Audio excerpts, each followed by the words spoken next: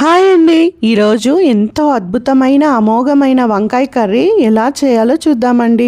ముందుగా దానికి కావలసిన ఇంగ్రీడియంట్స్, ముందుగా 1 కప్పు వేరుశెనగ గుళ్ళని వేయించి పక్కన పెట్టుకోవాలి. 1 నిమ్మకాయ సైజ్ అంత చింతపండు నానబెట్టుకోవాలి. సాల్ట్ తగినంత, ఆనియన్ 1, 2 స్పూన్లు ఎండు కొబ్బరి తరుగు, 1 స్పూన్ జీలకర్ర, 1 వెల్లుల్లి, 1/2 టీ స్పూన్ బెల్లం, 2 ఇంచుల అల్లం, 4 లవంగాలు, 1/2 ఇంచు చెక్క, 1 స్పూన్ పసుపు, 2 స్పూన్లు ధనియాల పొడి, 2 స్పూన్లు కారపొడి.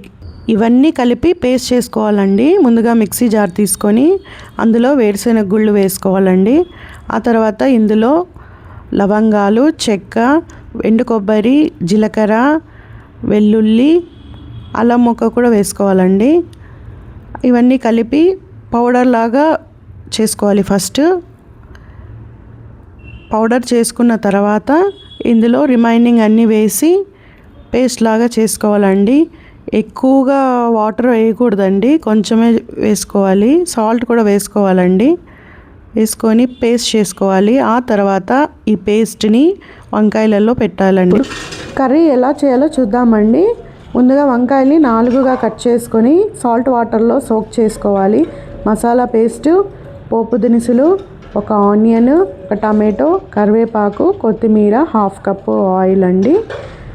సాల్ట్ తగినంత మనం చెక్ చేసుకొని వేసుకోవాలి.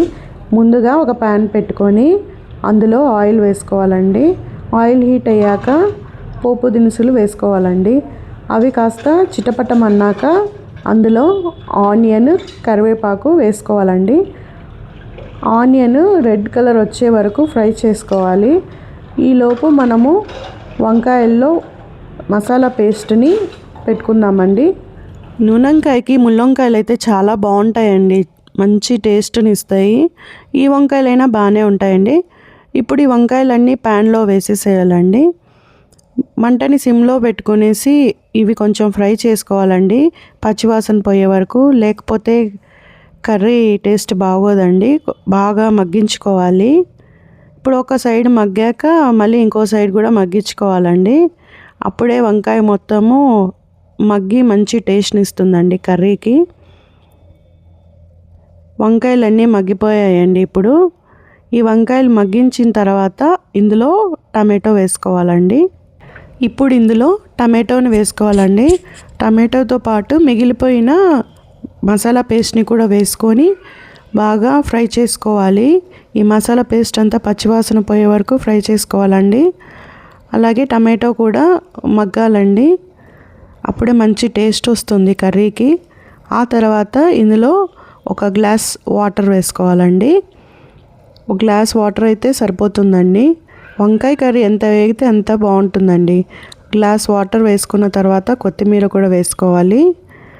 ఆ తర్వాత మనము సాల్ట్ చెక్ చేసుకోవాలండి. నాకైతే ఇంకొంచెం సాల్ట్ పడుతుంది. సో సాల్ట్ కూడా వేసుకున్న తర్వాత మనము కొంచెం వాటర్ కావాలంటే, గ్రేవీ ఎక్కువ కావాలంటే కొద్దిగా వాటర్ కూడా వేసుకోవచ్చు.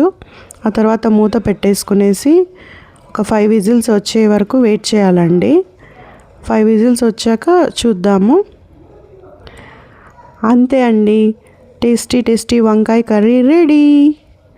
ఈ కర్రీ చపాతీలోకి, రైస్లోకి చాలా బాగుంటుందండి. టేస్ట్ చేసి చూద్దాం ఎలా ఉందో. మా కుకింగ్ కన్నా మీకు నచ్చినట్లయితే please like, share and subscribe అండి. Thank you. మరిన్ని రెసిపీస్ కోసం మా ఛానల్ని చూస్తూ ఉండండి. Bye bye.